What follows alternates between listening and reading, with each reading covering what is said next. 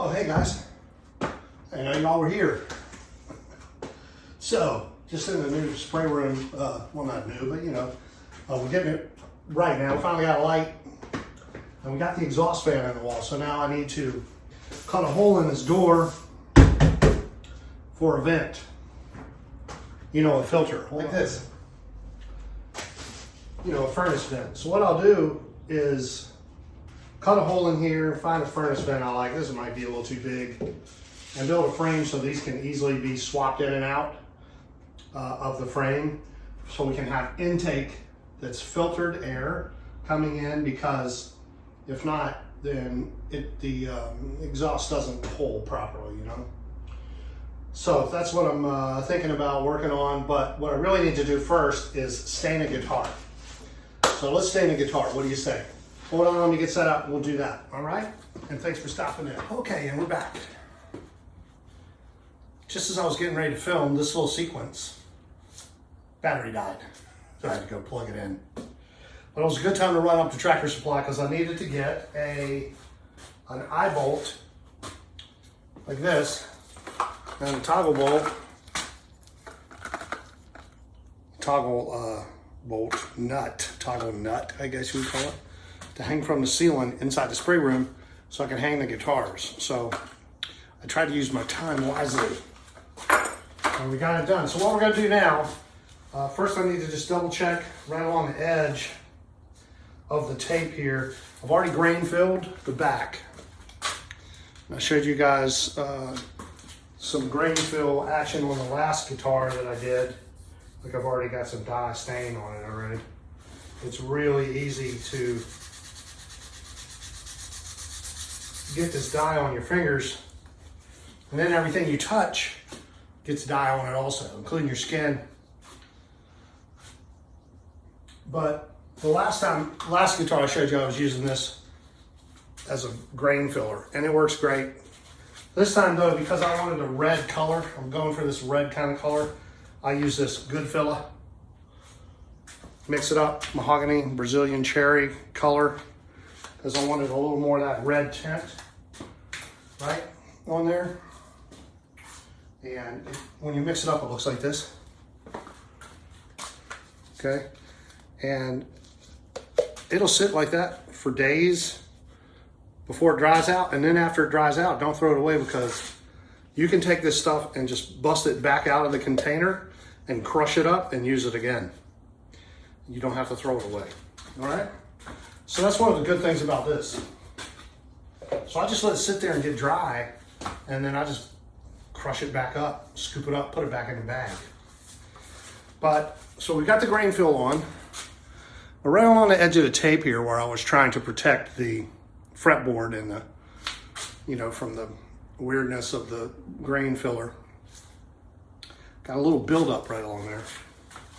So I just want to take, before I stain the back, and just make sure that I got all the grain filler off up that edge right there, because it looks like I got a little bit of buildup right here especially. We want to make sure we get all of that off of there. Don't any weird things going on. And this stuff sands so easy, man. 220, turns right back into powder. And that's the great thing about it. You can seal, put sealer on the guitar first before you grain fill it, but you don't have to. I've done it both ways. It seems to work just fine either way. Get any buildup I got on there off, like that. You can see the front, we got the dye on there, and I'll show you some of that in this video as well. That quilted maple, man, look at that stuff. Wow. It just comes to life. It's amazing wood.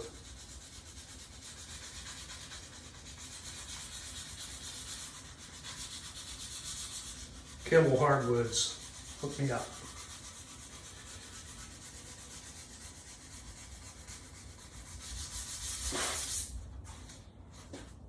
And we got a great build coming up with some black limba. We got a really nice chunk of black limba from Kimball Hardwoods also. I'll put their link in the description so you can find them if you need to. Okay. Looks like I got that right. I'm sand that in this place right there where it was hanging on the hanger. That little space there and there. I don't see any other weirdness. So what I've done is I've used some red mahogany dye and isopropyl alcohol. Now you can use fuel alcohol, you can use grain alcohol, you can use water. I don't use water because it just raises the grain back up. Isopropyl alcohol works too. Woo, and it smells good too. And what I'm trying to do is just put a light wash on there and I'm gonna make it look like that. Right? And then I'm gonna come back after this dries well and I'm gonna spray red lacquer with some, you know, take some lacquer, put some dye in it. Having a hard time speaking for some reason. And then I can spray that clear or translucent lacquer with color in it over top of this wood and keep putting coats on it till I get it to the, you know, the color I'm looking for, and then I can stop and hit it with clear after that. And the same on the other side. We're going to put a little bit of candy color red on the front here. That's going to brighten that right up. And it's also going to make this intensify. That quilt's just going to be ridiculous. You watch and see. All right, so let's put some stain on this thing. Enough talking. Let's do it, see what it looks like. And you don't need much. A little bit goes a long way. You don't want to be sloppy with it. Just wipe it on like this. Right along the edge here. I don't worry about it getting on the ebony too much because it'll sand and it just darkens up that edge.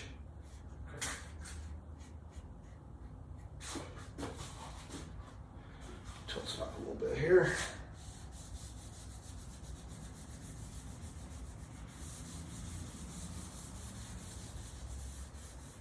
Want to make sure you get all down here about the side of that tape. Get a good coat in. See how far this stuff goes. I've only dipped it in the dye one time. You don't need to put a ton of it on there. And that's the color we're looking for right there. All right, let's get the rest of it. And you can also intensify the color by multiple coats, obviously. The more you put on, the darker it gets. I'm just trying to get that good classic red SG mahogany color, you know. And it lightens up a little bit as it dries. I'll get inside here real good. Up around there.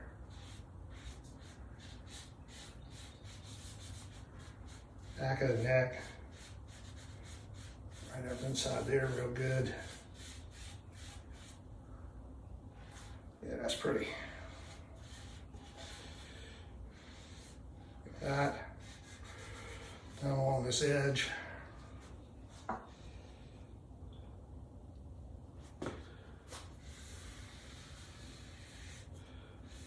don't want to have the rag to be real wet because I don't want it to drip.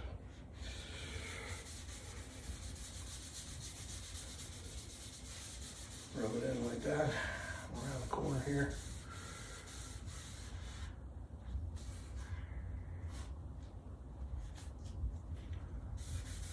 I think we're getting ready to have a storm. I hear some thunder rumbling in the background. And that's okay.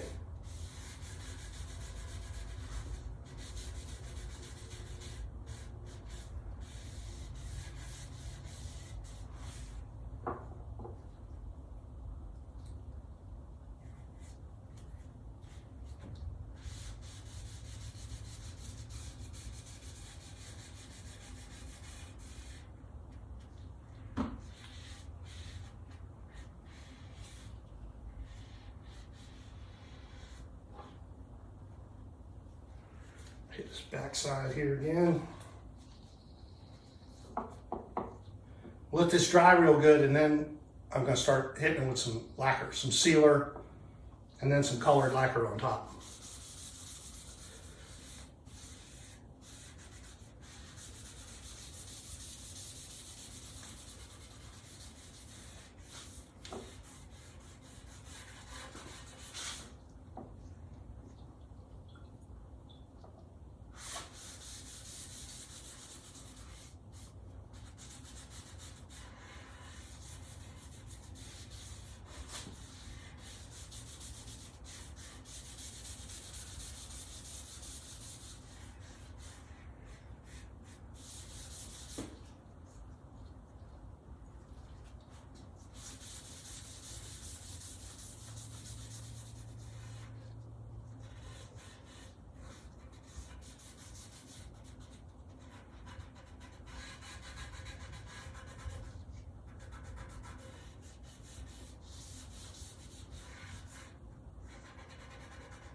get down inside there real good. So that's what we're shooting for. Now this will dry off. You can see where it's already starting to dry. And we got that nice pale blood red color going there. Now I'm gonna hit the top one more time with this same color to clean everything up real good.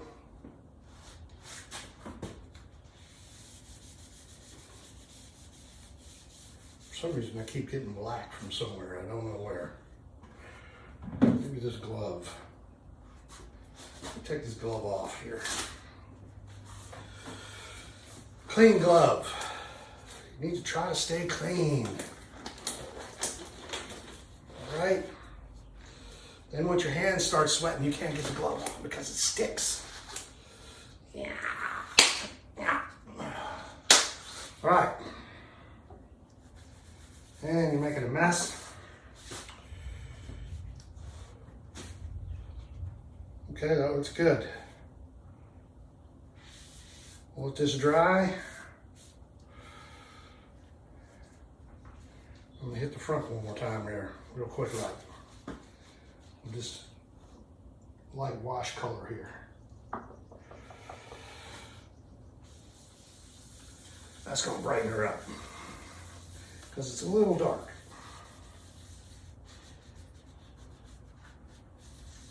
This is really gonna brighten it up.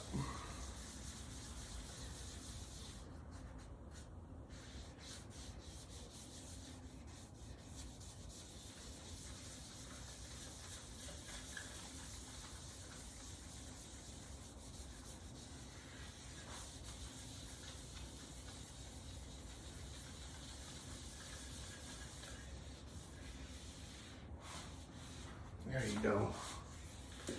That's looking good.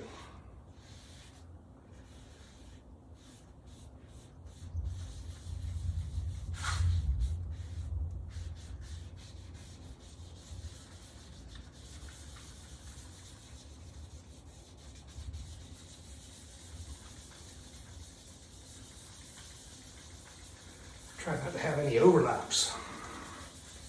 Use big circles. Like that. You know, that brightened that back up because it thinned it down a little. It was a little too heavy. Of course, color's gonna change when it dries, but that's where we're at. And that's what I wanted to do. We got that done. I'm gonna let this dry for a little while. Then I'm gonna mix up some lacquer and we'll get some color on it that way. And I'll show you what it looks like once we get it done. I still keep getting these weird black spots. I don't know what that's from. That's a little strange right there. I don't know what that is.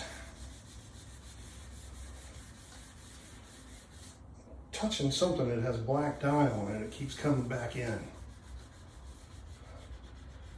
I don't think it's coming off the gloves themselves. Maybe it is. That's weird.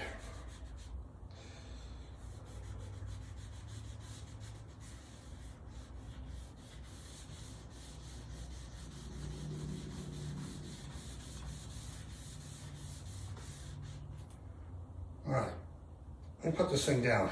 Leave it alone. All right, I think that's it for now, guys.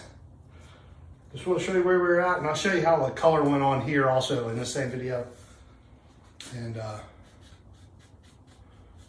be kind of a time-lapse thing because I've been working on this guitar every day a little bit at a time. Because you know it takes a little time each day to get it right. We're in a good spot on this though.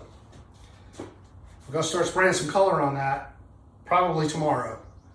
And I'll video that for you so you can see where we're at. And I'm gonna start wet sanding the base over here. If you guys have already seen me wet sand and stuff, you don't need to see it again.